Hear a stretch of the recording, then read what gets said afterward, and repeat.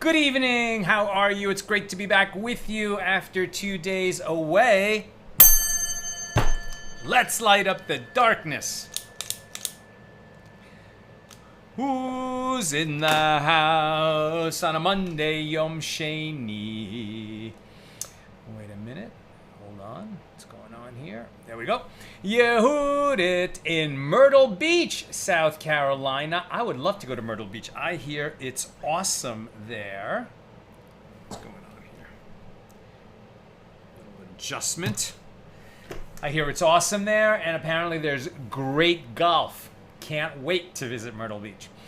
Michael Hudson in Culver City, Stephen in New Hampshire, Shandora in the Bronx, Guy in Ohio, Lucy in Minnesota, Nancy in North Carolina, Joe in the Inland Empire, Melissa in Great Neck, Bill back home in mid-Missouri.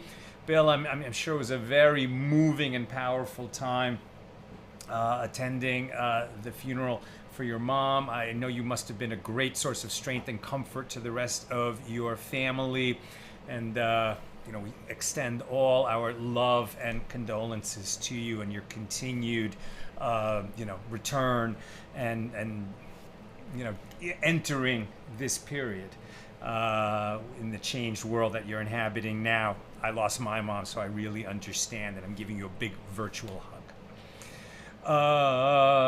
Lorraine in Texas, Roger in Philly, Renee in Indiana, Belle in Texas. Renee, so much hatred online. This class is a refuge. Yeah, I'm going to come back to that. Thank you, Renee. Cindy in St. Louis, Enrique in Buenos Aires. Bienvenido, Enrique. And Alan in New York City, Mickey in New Jersey, Ella in Southern California, Bito in Panama. Bienvenido. Yes, Renee.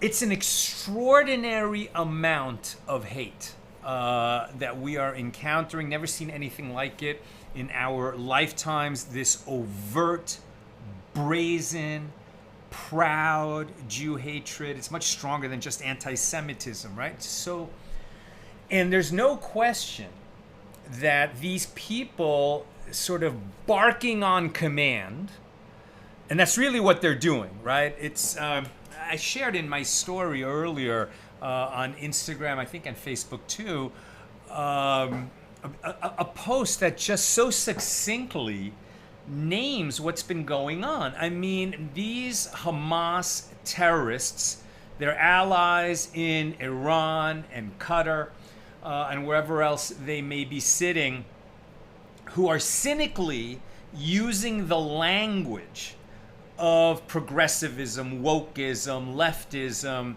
identity politics, right? And they're just cynically really colonizing that movement and that language by, naming Israel a colonizer, a white oppressor, etc., falsely claiming that Israel is starving Gaza. There's a war. It's difficult to get food in a war, and yet Israel and the world community are sending food into Gaza, and the only reason the Gazans aren't getting it is because Hamas hijacks that food, kills people who try to get it for themselves, and promotes this false narrative that there's widespread starvation. And as we've seen, it's just so easy to disprove that narrative when you have these photographs of children who are suffering from terrible diseases. But the New York Times crops the picture so that the well-fed sibling and mom are cropped out, and all you see is that skinny child. And then when they were called on it, they publish a retraction on their communications page, right? So the New York Times has 55 million followers on X, I believe, and they publish the big headline with the picture of the allegedly starving child.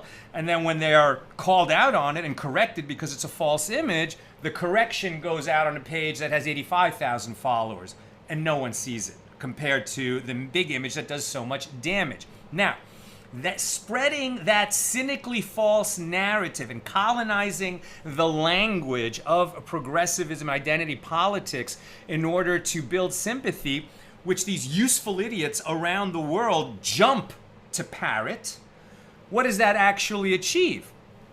It emboldens Hamas, like, wow, look at all the sympathy we're getting around the world. We're winning. Right? Never before was a war that they're obviously losing, that by launching it on October 7th has resulted in widespread destruction of homes and loss of life. And, one can argue whether the Gazans, the general population of Gaza, is complicit in the war or not. Let's just put that aside for a second. There's no question that from the point of view of the average Gazan, this war has not gone well, right? Not only has it not gone well and resulted in terrible, widespread destruction in Gaza, but Gaza, as a separate country governing itself, is over, right? Everyone said in 2005, who had a brain, that Israel pulling out of Gaza and withdrawing settlements in order to give the Gazans a chance to have their own land was going to result in a disaster. They weren't going to embrace having their own state and build a Dubai on the Mediterranean.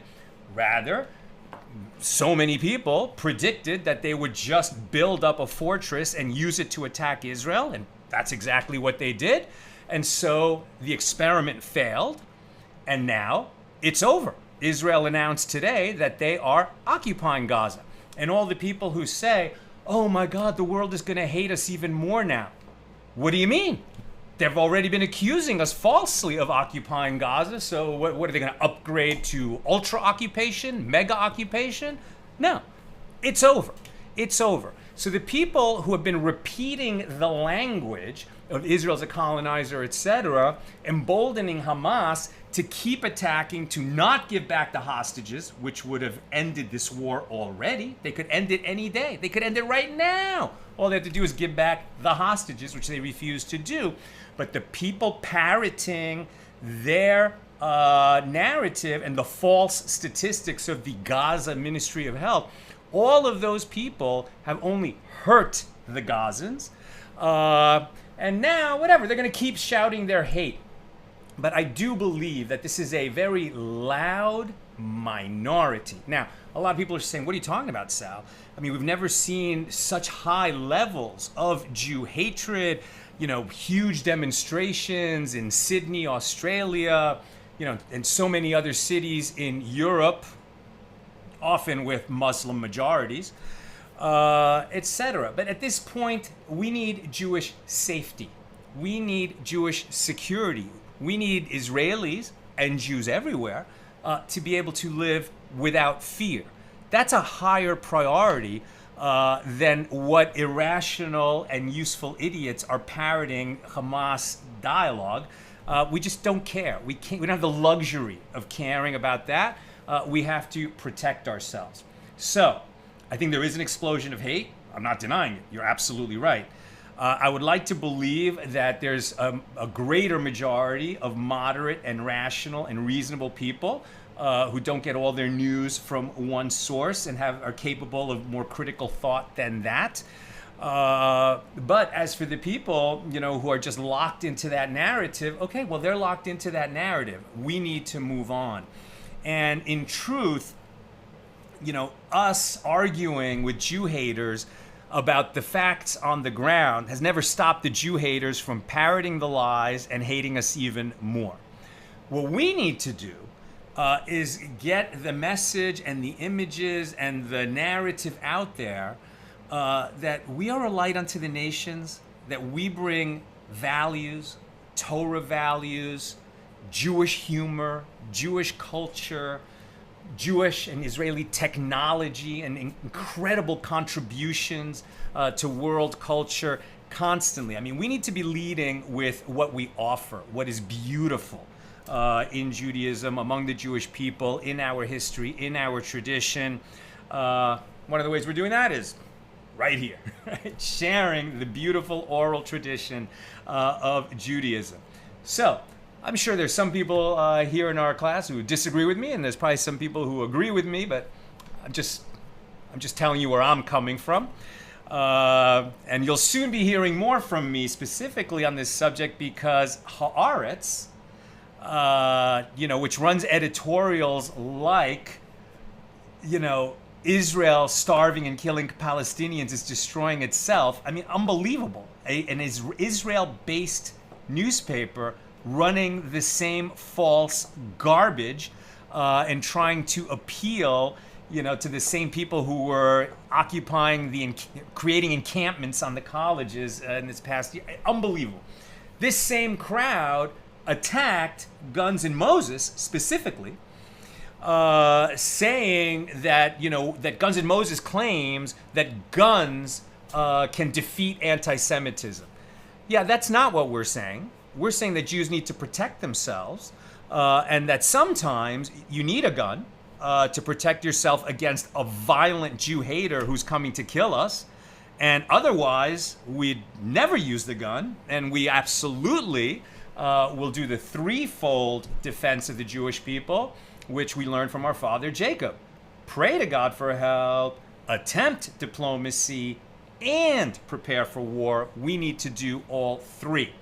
Inconvenient for the pro-Palestinian Jews who are just really building themselves up at the expense of their own people. These are people who are untethered from Torah and Torah values, and that's how they come to such shocking viewpoints and conclusions.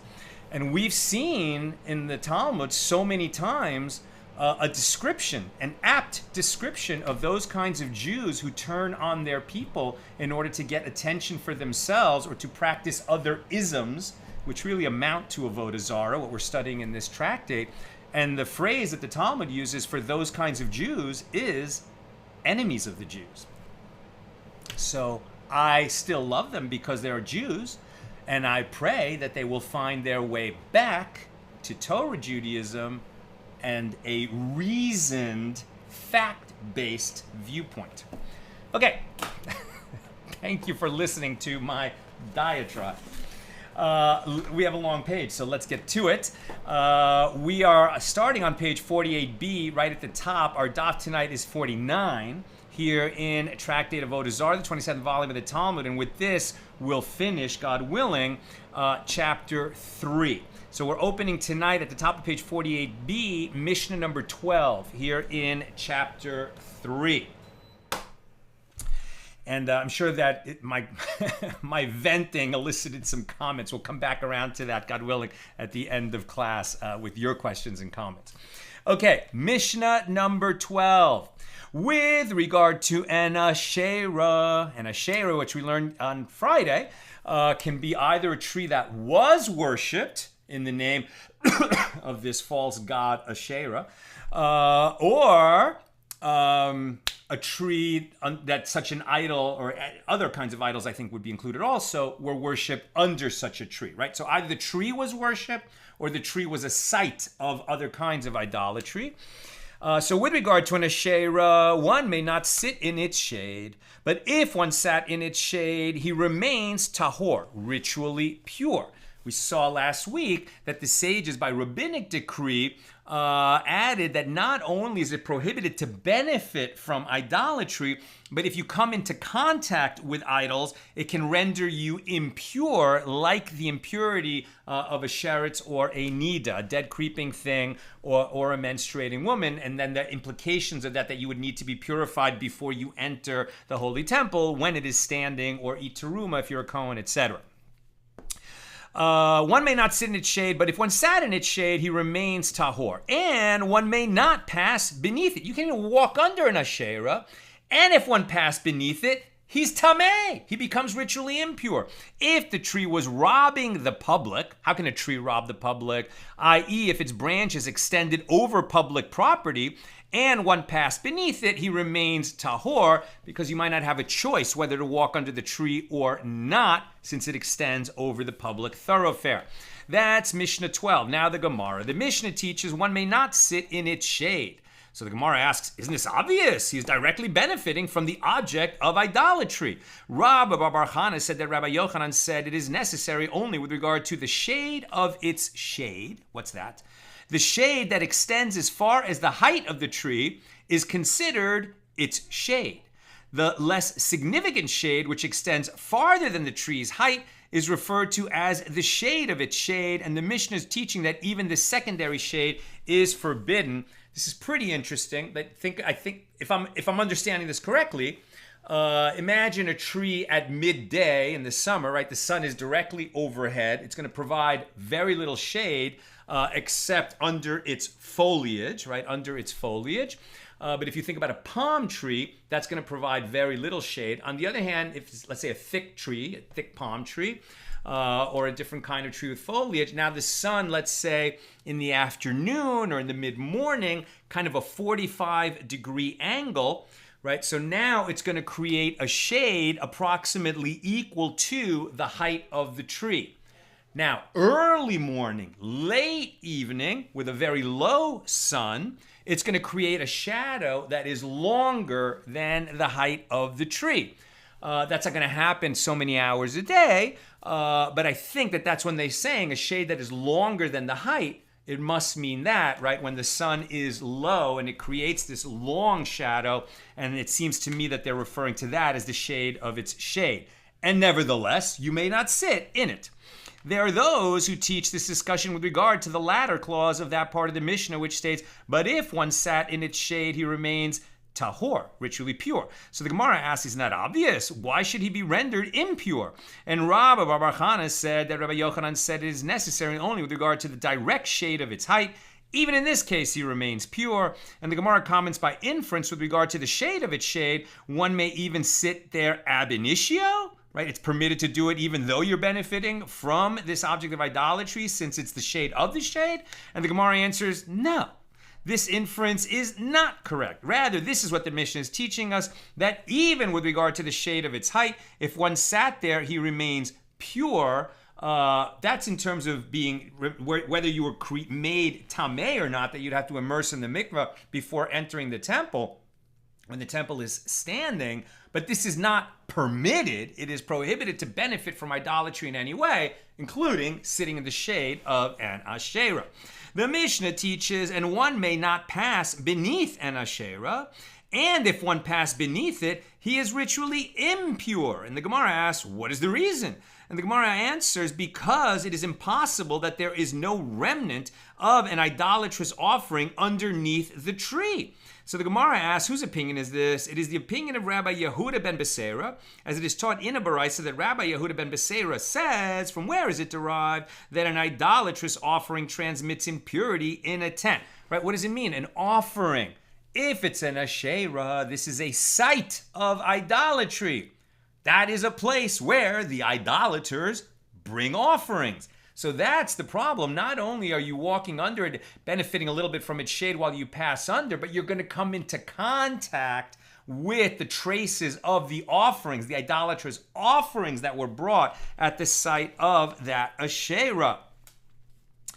The Gemara, from where is it derived that an idolatrous offering transmits impurity in a tent? Right? So what's that? So an idolatrous offering is going to act like a human corpse, so that even though you didn't touch it or pass over it, you are still going to become impure if you are under a roof with it. Right? That's true. That's impurity of a tent. From where is it derived that an idolatrous offering transmits impurity in a tent, i.e. to that which is under the same roof? It is derived from that which is stated in Psalm 106 verse 28. And they joined themselves unto Baal Peor, right? Terrible idolatrous religion that we learn about in the Torah, and then Moses is talking about in this week's parsha and last week's very much. And they joined themselves unto Baal Peor, and they ate the offerings to the dead. And it is derived from here that just as a corpse transmits impurity in a tent, so too an idolatrous offering transmits impurity in a tent. The Mishnah teaches if the tree was robbing the public, right, extending over the public thoroughfare, using up more space than it ought to because it's impinging on the public thoroughfare. If the tree was robbing the public and one passed beneath it, he remains tahor, ritually pure. And a dilemma was raised before the sages. Does the Mishnah mean that if one passed under the tree, he remains pure, but that it is prohibited to pass beneath it ab initio? Or does the Mishnah mean that one may even pass beneath it ab initio if the limbs of the idolatrous tree are growing over the public thoroughfare? And Rabbi Yitzhak ben Elazar says in the name of Chizkiah, one may pass ab initio. And Rabbi Yochanan says the Mishnah means that if one passed, he remains pure, but it is prohibited to pass ab initio. Listen, if you know that a tree is an asheira, an idolatrous tree, you need to avoid it at all costs, even if its limbs extend over the public thoroughfare. But if you can cross the street and not pass under it, then that's what you have to do. The question is going to be, well, what if you have no choice? That's going to be a different situation. And the Gemara explains, and they do not disagree. This opinion that one may not pass beneath an asheira is referring to a case where there is another way to get to his destination. That opinion that it is permitted to pass beneath it ab initio is referring to a case where there is no other way. And the Gemara relates that Rav Sheshes, who was blind, was being guided by his attendant toward his city, and there was an asheira shadowing the path. And Rav Sheshes said to his attendant, when you arrive at the asheira, have me run past it quickly. So the Gemara asks, what were the circumstances? If there was no other way to get to his destination, why did Rav Sheshes request, have me run past it? In such circumstances, it is permitted to walk normally beneath an asheira. And if there was another way to get to his destination, when Rav Sheshes said, have me run past it, was it then permitted for him to do so? He still passed under the asheira. So the Gemara answers, actually, it was a case where there was no other way to get to his destination. And although it was permitted for Rav Sheshes to walk normally underneath the asheira, Rav Sheshes wanted to run past it because an important person is different. An important person should try to pass under the asheira as quickly as possible, lest others misunderstand the circumstances and learn from him that it is permitted for one to walk beneath an asheira, even when there is another way for him to reach his destination. And that concludes Mishnah number 12 and its discussion. So again, we see this all the time, that prominent people, visible people, let's say in modern times, Jewish leaders, they have to hold themselves to a higher standard because the public will learn from them what is good to do and bad to do, permitted to do and prohibited to do.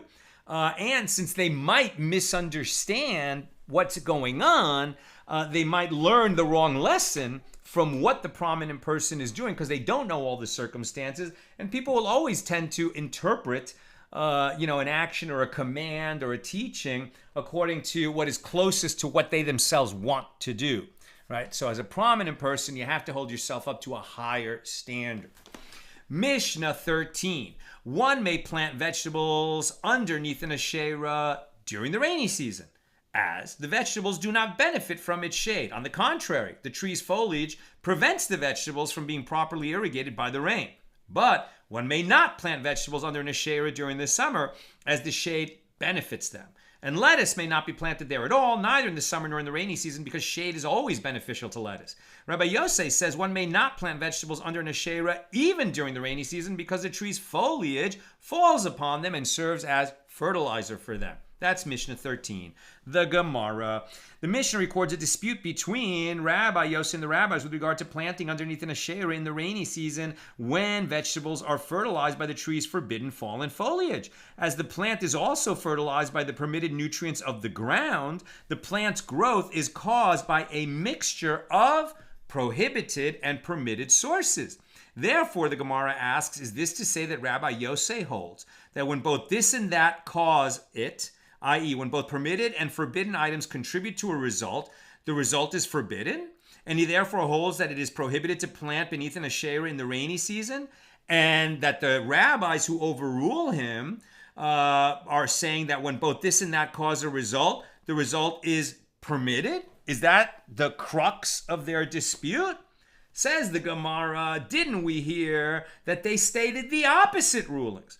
As we learned in a Mishnah on page 43b, Rabbi Yosei says when one encounters an idol, he should grind the idol and throw the dust to the wind or cast it into the sea. And the rabbi said to him, what is the good of that? That also gives a Jew benefit from the idol as it becomes fertilizer for his crops. And deriving any kind of benefit is prohibited, as it is written, and nothing of this prescribed item shall cleave to your hand.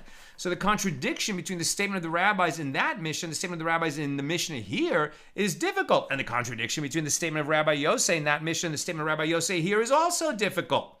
So the Gemara now explains, granted, the contradiction between one statement of Rabbi Yosei and the other statement of Rabbi Yosei is not difficult. We can resolve it as follows.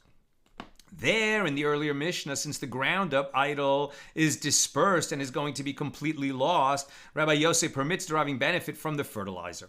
By contrast, in the Mishnah here, where the fallen leaves are not going to be lost so quickly as they fall together on top of the vegetables and provide direct benefit as fertilizer, deriving benefit from them is prohibited. Again, the falling leaves of an idolatrous tree falling on your vegetable patch and providing fertilizer would be a direct benefit from an idolatrous tree. And that's why he prohibits it. Seems like the rabbis who permit this must be saying, yeah, but the primary elements that provide alimentation to the vegetables that are growing there is not those leaves. In fact, by the time those leaves actually provide benefit, the vegetables have probably grown and been harvested. Let's see. But the contradiction between one statement of the rabbis and the other statement of the rabbis is difficult. Therefore, the Gemara concludes, reverse the attribution of the statement so that the Mishnah teaches that it is the rabbis who deem it prohibited to plant under an asheira in the rainy season, while Rabbi Yosei deems it permitted. And if you wish, say instead, do not reverse the statements. Always a better answer. The contradiction between the statements of Rabbi Yosei can be resolved as we answered before. The contradiction between the statements of the rabbis can be resolved in accordance with that which Rab Mari, the son of Rav Kahana, says about an animal offering that becomes disqualified for sacrifice. The law is that this animal, so an animal that was designated to be a sacrifice when the temple is standing, and then it became disqualified, presumably developed a blemish. So what do we do with it, right? We can't return it to the flock because it's already been consecrated. It doesn't belong to the owner anymore. It belongs to God. It belongs to the temple. So what do we do with it? The law is that an animal is sold, and the proceeds from that sale are dedicated to the temple treasury. One may not skin the hide of the animal whole, even though this would make the hide more valuable than if it were cut into pieces. Rab Mari, the son of Rav Kahana, explains that this is because the value that is enhanced with regard to the hide is offset by the damage caused to the flesh. The process of skinning the hide devalues the animal's flesh. Therefore, there is no overall monetary gain for the temple treasury. So here too, the value that is enhanced with regard to the planted vegetables by the foliage of the tree is offset by the damage caused by its shade. Therefore, since there is no overall benefit gained from the asheira, the rabbis deem it permitted to plant underneath it in the winter. Right? Again, the concept is you're not benefiting from the asheira, even if your vegetables are planted under it, because its shade is actually hurting you during the rainy season. and whatever little benefit the falling leaves provide is not as great as the damage caused by shade over the vegetables in winter.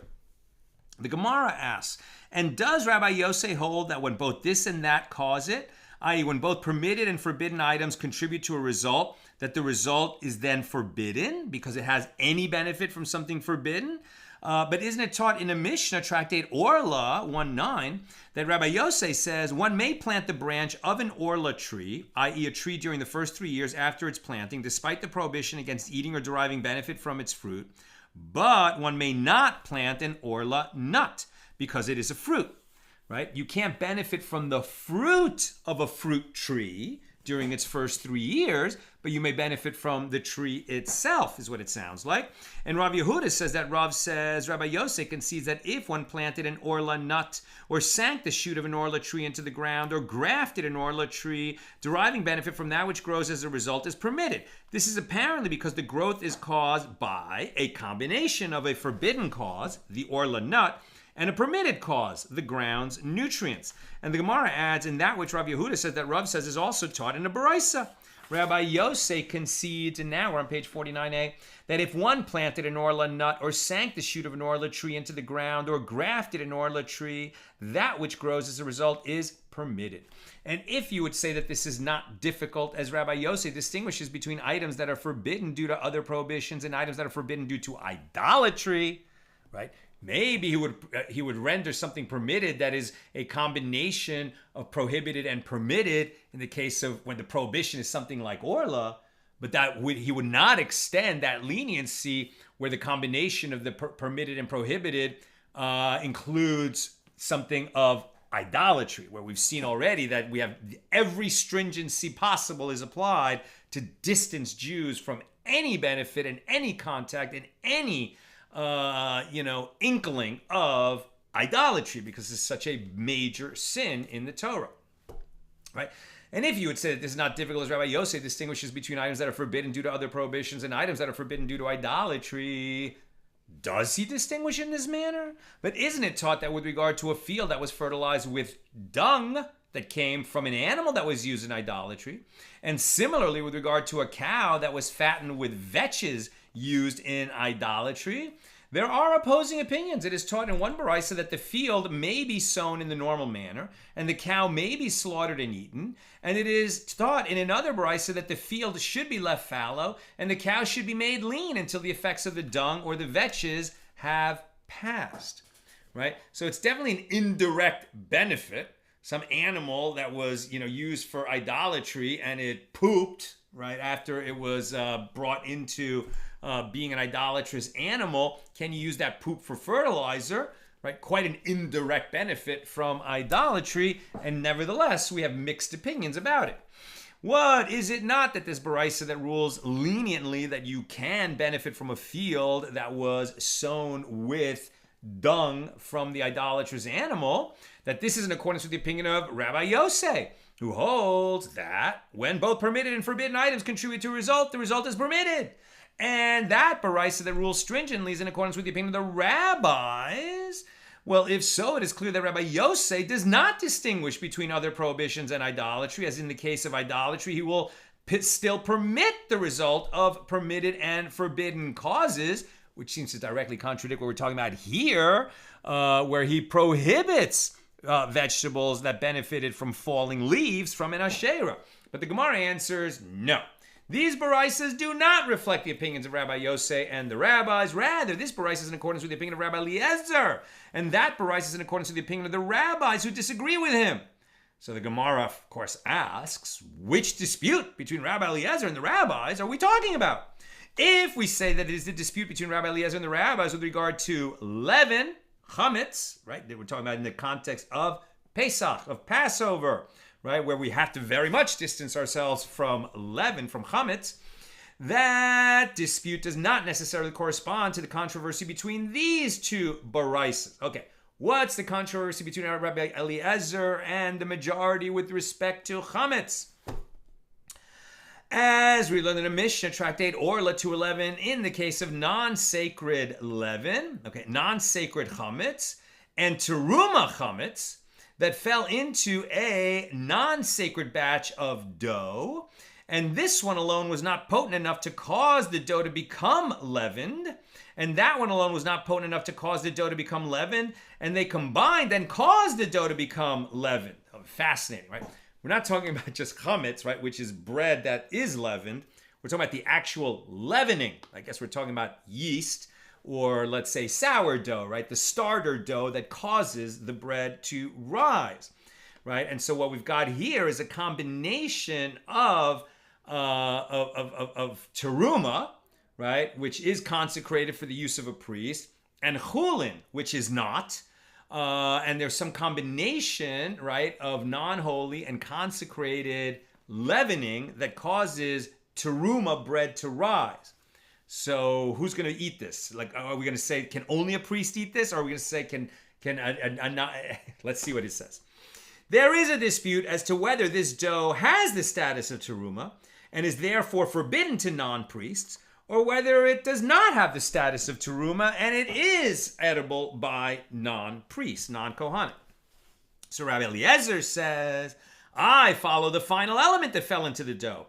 If the teruma fell in last, then this dough is teruma and only priests can eat it.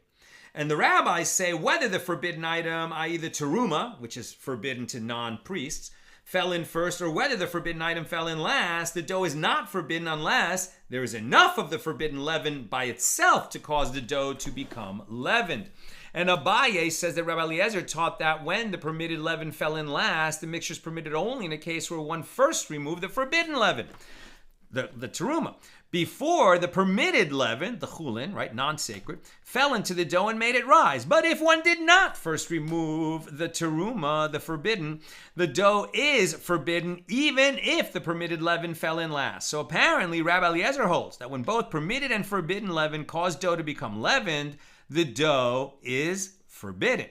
And the Gemara rejects this whole interpretation. But from where is it apparent that the reason for the opinion of Rabbi Eliezer is in accordance with Abaye's explanation? Perhaps the reason for the opinion of Rabbi Eliezer is, as he says explicitly, I follow the final element. If the dough's leavening is completed by the forbidden item, it is forbidden. And if it is completed by the permitted item, it is permitted. And this is the law whether one removed the forbidden item or whether one did not remove the forbidden item. Right? He maybe doesn't hold by Abaye's late coming explanation. Rabbi Eliezer didn't mean that. Abaye read into that, but maybe Rabbi Eliezer never meant that. So accordingly, Rabbi Eliezer does not necessarily hold that when both a forbidden and a permitted item contribute to a result, the result is forbidden. Rather, the two conflicting barises cited with regard to a field fertilized with dung that was used for idolatry can be attributed in accordance with the opinions of Rabbi Eliezer and the rabbis with regard to wood from an asheira tree. Why are we going to talk about a dispute between Rabbi Eliezer and the rabbis having to do with chametz of chulin and teruma, when we have another dispute between Rabbi Eliezer and the rabbis with regard to an asheira? We're talking about asheira trees here. Seems like it's more relevant. Let's go. As we learned in a Mishna on page 49b, we're on 49a. If one took wood from an asheira, it is prohibited to derive benefit from it. In a case where one kindled a fire in an oven with that wood, if it is a new oven, and by kindling the fire he hardened the oven and made it stronger for use in the future, then the oven must be shattered. Since forbidden items were used in the process of forming the oven, one may not derive benefit from the use of forbidden items. Therefore, that oven is forever forbidden. These are clay ovens, so you have to smash it. You can't use it. But if it is an old oven and you use wood from an asheira in it, so then it may be cooled. And it is prohibited to use the oven only while it is still hot. And after you remove the ashes and the wood and everything, it didn't have a permanent effect on the oven. So now you can, later come back and use the same oven, obviously only with permitted wood. But the fact that you burn some asheira wood in it won't render the oven forever prohibited. If one bake bread with wood from the asheira as the fuel, it is prohibited to derive benefit from that bread. If this bread was intermingled with other bread, it is prohibited to derive benefit from all the bread, because you're not sure which bread is prohibited, so you have to render all the bread prohibited. Rabbi Eliezer says one must take the benefit and cast it into the Dead Sea. In other words, one is not required to destroy the bread. Instead, one should designate money equal in value to the wood that he used from the asheira, and he should destroy this money to offset the benefit that he derived from the forbidden wood. But that fresh baked bread, you could still eat it, according to Rabbi Eliezer, a much more lenient opinion. The rabbi said to him, there is no monetary redemption for objects that are forbidden due to idolatry. Once the bread becomes forbidden, it cannot be redeemed by having the value of the forbidden wood cast into the Dead Sea. So, in any event, Rabbi Eliezer apparently holds that the result of a mixture of forbidden and permitted causes is forbidden, as the bread was baked with both forbidden fuel, i.e. the wood from the asheira, and the permitted oven.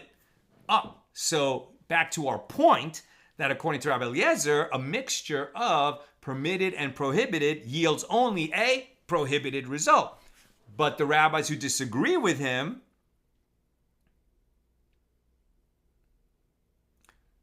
do they disagree on this issue? This is not what they disagree on. Let's keep reading. The Gemara asks, if the two conflicting baraisas cited with regard to a field fertilized with dung used in idolatry are attributed in accordance with the opinions of Rabbi Eliezer and the rabbis, and if this is referring to Rabbi Eliezer's statement with regard to bread baked in an oven that was heated with fuel from an asheira, then who are the rabbis who disagree with Rabbi Eliezer to whom the other baraisa is attributed? Did we hear the rabbis say that this bread that was baked with a permitted oven and prohibited wood because it came from an asheira would be permitted? They didn't say that.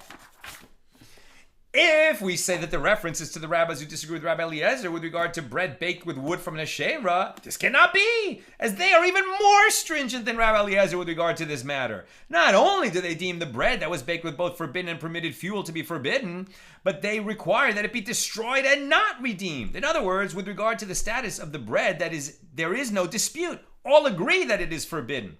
Therefore, both opinions are in accordance with the baraisa that prohibits the result of a mixture of forbidden and permitted causes. If the reference is rather to the rabbis who disagree with Rabbi Eliezer with regard to teruma leavening, that mixed with non-sacred leavening, as the rabbis permit the mixture as long as the teruma leavening was not potent enough to cause the dough to rise, then the more lenient of the two baraisas cannot be attributed in accordance with this opinion either. As say that you have heard that these rabbis are lenient with regard to the case of leavening. Does that mean that they are lenient? That they are lenient? Wait a minute. That they are lenient with regard to cases involving idolatry? We haven't learned that they're lenient when it comes to idolatry. As a result of this question, the Gemara retracts its suggestion that Rabbi Yossi's opinion in the Mishna is based on the opinion that a result caused by both permitted and forbidden items is forbidden.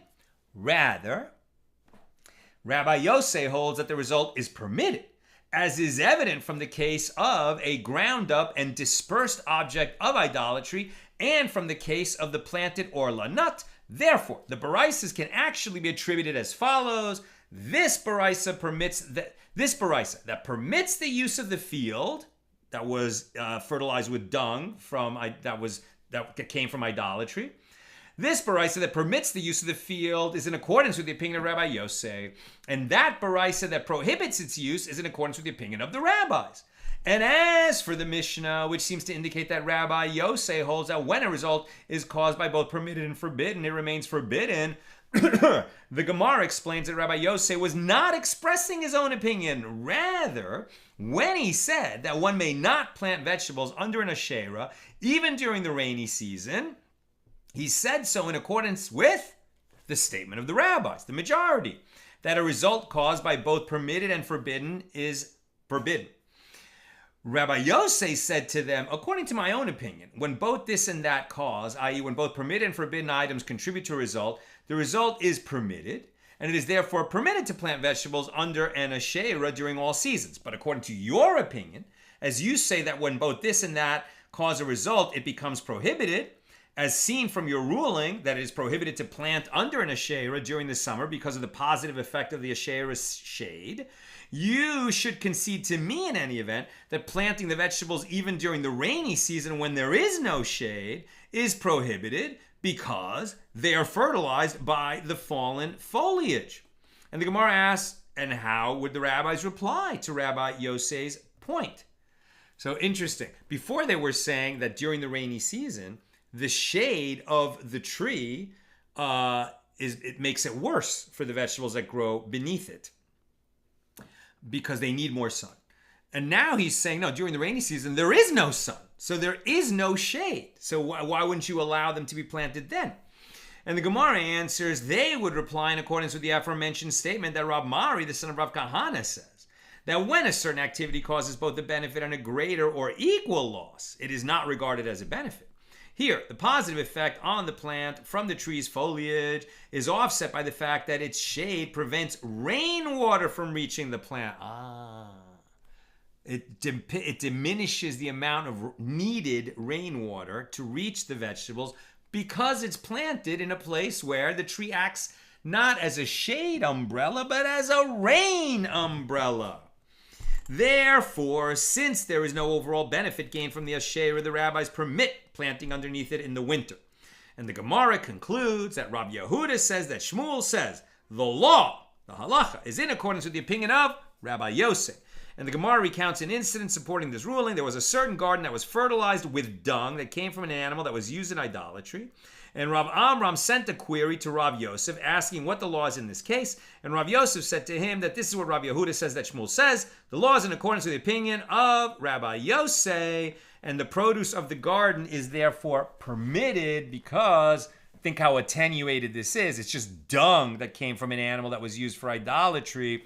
And while the dung may have added, some amount to the field, most of the growing that these plants did in that field was from the nutrients that were already in the soil itself, the rain that fell on it, the work of the farmer, etc., all of which had nothing to do with any product of idolatry. So it's a mixture where the majority has nothing to do with idolatry. There is some benefit from something that was connected to idolatry, but we're going to say that that's attenuated enough that in Rabbi Yosef's opinion, it's not going to render the produce of that field prohibited. But in general, we would never use that dung if ab initio, and especially we could get dung that had no connection to idolatry. That concludes our discussion of Mishnah number 13. Now we're on 49b with Mishnah 14. If one took wood from an asheira, it is prohibited to derive benefit from it. In a case where one kindled a fire in an oven with the wood, if it is a new oven, and by kindling the fire he hardened the oven and made it stronger for use in the future, then the oven must be shattered. Since the forbidden items were used in the process of forming the oven, one may not derive benefit from the use of forbidden items. But if it is an old oven, it may be cooled. If it is an old oven, it may be cooled. It is prohibited to use the oven only while it is still hot. If one baked bread with the wood from the asheira as the fuel, it is prohibited to derive benefit from the bread. Right? We just quoted this this Mishnah a moment ago. If this bread was intermingled with other bread, it is prohibited to derive benefit from all the bread. Rabbi Eliezer says one must take the benefit and cast it into the Dead Sea. In other words, one is not required to destroy all the loaves. Instead, one should designate money equal in value to the wood that he used from the asheira, and he should use this money to offset the benefit he derived from the forbidden wood. And the rabbi said to him, there is no monetary redemption for objects that are forbidden to idolatry, due to idolatry. Once the bread becomes forbidden, it cannot be redeemed by having the value of its forbidden wood that was used to bake it cast into the Dead Sea. Right? We just read this. If one took wood from an asheira, now something new, but still in Mishnah 14. If one took wood from an asheira for use as a weaving shuttle, right? In a loom that a weaver is weaving, right? He throws the thread, right? That goes between the rows of the thread, the warp and the woof, right? He tosses the shuttle and then he switches them and he tosses the shuttle, and that's how weaving fabrics is done. The shuttle, right, that tosses the thread or the yarn through the two layers of the weaving. right? So if you made this wooden shuttle that you need for your weaving out of wood from an asheira, what's going to be the question? The thing that you wove, the fabric that you produce, is that going to be prohibited? If one took wood from an asheira for use as a weaving shuttle, it is prohibited to derive benefit from it. If one wove a garment with it, it is prohibited to derive benefit from the garment. If the garment was intermingled with other garments, and those other garments were intermingled with other garments, it is prohibited to derive benefit from all of them. Rabbi Eliezer says one must take the benefit and cast it into the Dead Sea. And the rabbi said to him, there is no monetary redemption for objects that are forbidden due to idol worship. Now that's a big difference between the majority and Rabbi Eliezer. You can see why the people loved Rabbi Eliezer. Rabbi Eliezer would be like, think what happened here. Somebody wove a garment, right? Somebody bought the garment, put it in his closet, and forgot which garment it was. Then they found out that the shuttle that was used to weave one of those garments came from an asheira tree. So according to the majority ruling, all the garments in the closet got to be thrown away. That's really rough in modern times where you'd have to lose a bunch of clothing. But okay, you could go to Amazon, you go to Target, you could get a bunch of new clothes for not so cheap, not so expensive. Ancient times, I mean, they did not have big closets like we do. They did not have so many garments. You know, the average person probably had very few garments. And to say that, and so Rabbi Eliezer's thing is, okay, well, we have to just, the value of the asheira, we're going to, take it back, throw that money into the sea, the value of the shuttle that came from the asheira, and all those garments are permitted. But the majority say, no, you can't do that. You can't use that. This is still something that is a benefit from idolatry, and it's going to render the garment that was made from it and any garments that are mixed in with it where we're not sure which is the prohibited garment, all of them become prohibited. Massive difference in outcome. That's Mishnah 14. The Gemara. The Mishnah presents two cases where Rabbi Eliezer and the rabbis disagree. The Gemara explains, and both are necessary, as if the Mishnah taught us only the first case concerning the forbidden bread, right, that was baked in an oven using wood from an asheira, and then the loaf of bread got intermingled with other loaves, okay, like much lower stakes than all the clothes in the closet. One might have thought that it was only in this case that Rabbi Eliezer says that the bread is permitted after casting the value gained from the forbidden wood into the Dead Sea, because at the time that the bread has finished baking, the forbidden wood has burned up. But in the case of the shuttle, where the original forbidden piece of wood still exists, perhaps one will say that he concedes to the rabbis that the forbidden garment may not be redeemed. And if the Mishnah taught us only the case of the shuttle, one might have thought that it is only in this case that the rabbis say that the forbidden garment may not be redeemed, because the original forbidden piece of wood is still extant. But in the case of the bread, where the forbidden wood was already burned up by the time the bread finished baking, perhaps one will say that they would concede to Rabbi Eliezer that the bread may be redeemed. Therefore, we needed both cases. Rav Hiya, the son of Rabba Bar Nachmani, says that Rav Chisda says that Zeri says the law is in accordance with the opinion of Rabbi Eliezer. There are those who say that there is a different version of this ruling. Rav Chisda says, Abba Bar Rav Chisda said to me that this is what Zeri says. The halacha is in accordance with the opinion of Rabbi Eliezer. Different chain of transmission, but the law is in accordance with Rabbi Eliezer. Much more lenient opinion. Rav Ada Bar Ahava says they taught that the law is in accordance with the opinion of Rabbi Eliezer only in the case of the forbidden bread. But with regard to the case of a barrel of wine used for an idolatrous libation, which was intermingled with permitted barrels of wine, the law is not in accordance with the opinion of Rabbi Eliezer. And Rav Chisda says even in the case of a barrel of libation wine, the wine in the other barrels is permitted once the value of the forbidden barrel has been cast into the Dead Sea. And the Gemara relates there was a certain man, and it happened that a barrel of wine that was used for libations of idolatry became intermingled with his wine. And he came before Rav Chisda to ask what he should do. And Rav Chisda said to him, take 4 dinars and cast them into the river, and the rest of the wine will be permitted to you. That concludes our discussion of Mishnah 14. Mishnah 15, another short one, and with that we'll come to the end of the chapter. Mishnah 15, how does one revoke the idolatrous status of an asheira? Now we said a Jew cannot revoke the status of something that is idolatrous. Only the idolater can demonstrate that he has removed that idol from the realm of idolatry and just made it into something mundane for him. Therefore, it is now no longer in the realm of idolatry, and then a Jew could benefit from that object because it's no longer idolatrous. Okay, so how does an idolater revoke an idolatrous item from the realm of idolatry? How does one revoke the idolatrous status of an asheira? If a Gentile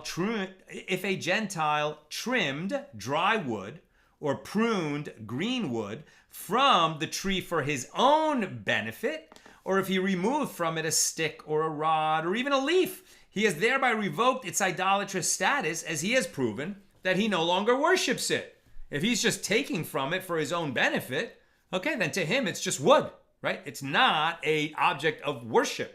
Like, a Jew would not go to the synagogue and just, peel off something from the synagogue for his own use. A Jew certainly wouldn't go to the holy temple and knock a marble chip off the wall because he needs some marble chips, for his garden, because it's a sacred holy temple that we are in awe of it. We would never use it for our personal benefit. So likewise, if the idolater is in awe of that tree that is the object of his worship, he wouldn't take a piece of it for his own worship. And if he does, that shows he's not idolizing it. It's not the object of his idolatry. Gemara, with regard to those shavings that were shaved off, did I finish that? He has thereby revoked its idolatrous status, as he has proven that he no longer worships it. If a Gentile shaved down the tree for its own sake in order to improve its appearance, so that would be different, right? If he's removing a piece of the tree, but in order to augment the beauty of the idol, then it remains prohibited to derive benefit from us because it's obviously still an object of his idolatry. If he shaved it down not for its own sake, then it is permitted, right? If he shaved down the bark of the tree because he needed the shavings for his own use, well, then that would show like the same way that if he took wood from it for his own use. Okay, that's the Mishna. Now the Gemara. With regard to those shavings that were shaved off for the sake of the asheira, right, to improve its appearance, what should be done with those shavings? So Rav Huna and Rabbi Chia bar Rav disagree. One says that the shavings are forbidden, and one says that they are permitted. It is Tarna Baraisa in accordance with the one who says that the shavings are permitted. As it is Tarna Baraisa, in the case of a Gentile who shaved down an object of idolatry for his own sake, as he wished to use the shavings, okay, then the tree and its shavings are permitted. That's consistent with our Mishnah. The idolatrous status has been revoked from both the object and its shavings. If he shaved it for its use, right, for its benefit, right, in other words, he improved the appearance of the idolatrous tree, then the tree remains forbidden, but its shavings are permitted. That contradicts our Mishnah. And in the case of a Jew who shaved down an object of idolatry, whether for its sake or for his own sake, the object and its shavings remain forbidden, as a Jew cannot revoke an object's idolatrous status. So what there seems to be saying is that when the Gentile removes shavings from the tree in order to improve the appearance of the tree, he has rendered the shavings unidolatrous, right? He's saying that these shavings are no longer needed for the tree, for the beauty of that tree to be idolatrous. So the shavings themselves, he's removed them from the realm of idolatry, according to the Baraisa. It was stated with regard to an object of idolatry that broke. Rav says it is necessary to revoke the idolatrous status of each and every sliver. And Shmuel says an object of idol worship can have its status nullified only if part of it breaks off in the course of its natural manner of growth. And the Gemara inquires about Shmuel's ruling. On the contrary, can an object possibly have its idolatrous status nullified by breaking in the course of its natural manner of growth? That sounds like nobody revoked it from the realm of idolatry. So the Gemara answers, rather, this is what Shmuel is saying. If an object of idolatry breaks, its idolatrous status is automatically nullified, as the idol worshiper will see that it broke and will no longer attribute any power to it. If it was a god, why would it break? It needs to have its idolatrous status actively revoked only in a case where it broke off in the course of its natural manner of growth. For example, if leaves fall from a worshipped tree, and the tree, for example, if leaves fall from a tree that is worshipped by idolaters, the tree and the leaves retain their idolatrous status. In this case, the idolater will not attribute the fallen leaves to a lack of power of the tree. And the Gemara suggests, let us say that Rav and Shmuel disagree about this. One sage, Rav, holds that people worship even fragments of idols. Therefore, the fact that an idol broke does not result in the nullification of its idolatrous status. And the other sage, Shmuel, holds that people do not worship fragments of idols. Once it broke, they'll think, well, there's nothing, no power in this idol. They'll build a new one, right? They'll worship that. But the broken idol is just garbage to them. The Gemara rejects this suggestion. No, everyone agrees that people do worship fragments of idols. And here it is with regard to fragments of fragments that they disagree. One sage, Rav, holds that fragments of fragments are forbidden, and the other sage, Shmuel, holds that fragments of fragments are permitted. And if you wish, say instead that everyone agrees that fragments of fragments are permitted, and here they disagree with regard to the objects of idolatry that are composed of segments that came apart, and that a layman can reassemble. So one sage, Rav, holds that since a layman can reassemble it, the idolatrous status is not nullified. And the other sage, Shmuel, holds that an object of idol worship needs to have its status revoked only when it breaks in the course of the natural manner of growth, as that is its typical manner. But this case, where the idol is disassembled, is not related to its natural growth, and therefore requires no further act to revoke its idolatrous status. Right? If the idolater took it apart, must mean that he no longer worships it, and therefore would have its status revoked, according to Shmuel. And that concludes our discussion of Mishnah 15, and with it, it concludes chapter 3 here in Tractate Avoda Zara. We'll pick it up tomorrow at the regular time with chapter 4. Hours late, I will just take a couple of questions. Boom, boom, boom, boom. Okay. Sharon, why does Tuma of the dead extend under the shade of a tree as if it were a tent, so that if it goes over a sidewalk, one must go into the street rather than walk under it, but not for an asheira? Great question. Great question. You're saying with a corpse, right? We're going to say that there is Tuma under a tent, if we're just under a tree. But you're saying with an asheira that extends out into, period, wherever it is.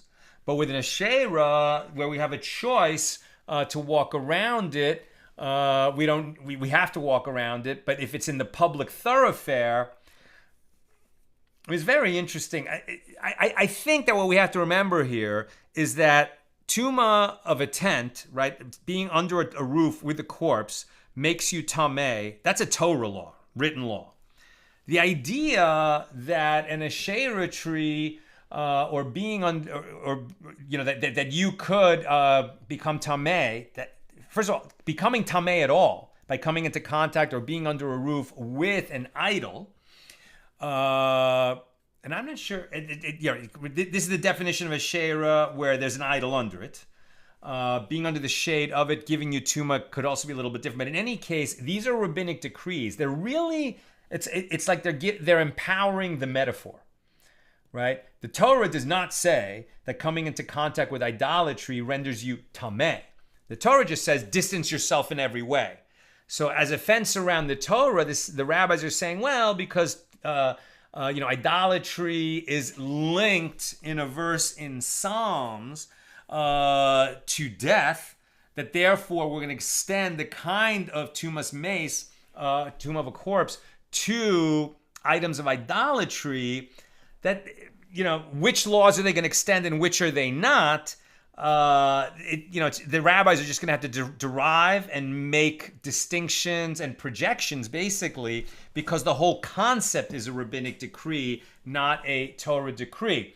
So as for, which elements of Tuma they extend to, idolatry and which they don't, I mean, it's based on their logic. And presumably part of that logic is, can they find any kind of a connection to it in the Tanakh? And is this going to prevent us from coming into contact with idolatry? And they can't do a decree on a decree, right? So there's a limit to how far they can go, and probably that's the most important limitation, that they can't do a decree on a decree. Bill, perhaps the asheira loses, in some sense, its treeness as part of becoming an asheira. Alternatively, and not mutually exclusively, as Renee has pointed out, scholars now think some, but not all, the asheiras were poles or trees that had their branches stripped. So perhaps since not all had canopies, asheiras as a category were considered different than trees proper. I think that's really interesting. That's really interesting. I mean, I don't know if it's true or not, but I think that's a really interesting consideration. Roger, I always wondered, since the sages want us to stay away from idolatrous things, how did people know what not to benefit from? Was a tree marked with a sign, or was it word of mouth? Great question. In terms of the original asheiras, right? Once they conquered the land and discovered that anything was an asheira, they had a positive mitzvah to destroy it, right? The problem came later when the Jews themselves fell prey to idolatry. Terrible, terrible incidents, right? Especially in Ahab and Jezebel's time, Menashe's time, during the early parts of his reign, and some of the other wicked kings of Israel and Judea who led the people astray because they fell prey to the enticement of idolatry. Right? So then you had Jews practicing this awful, awful idolatry, and other Jews who had to stay away from it. Now, you can't, obviously you can't protect people from what they don't know is happening, but if they find out later, then they can deal with it by purifying themselves, by distancing themselves, by destroying the tree if that's possible to do, etc. Right? The laws assume that it's an asheira tree. And they're also creating a framework and a system where, it's absolutely wicked to have an asheira, to permit an asheira, so that people will distance themselves from it once they know that it renders tuma, and that therefore they can have monetary loss from it, right? That their tithes then become tameh, and they're going to have to tithe again, things like that. That will be a further incentive to distance themselves from it.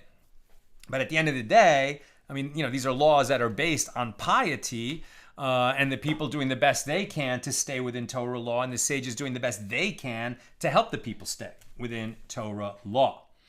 That's what I've got for us today, and with God's help, we'll be together again tomorrow, Tuesday, regular Tuesday time, 6 p.m. Pacific. Have a great night.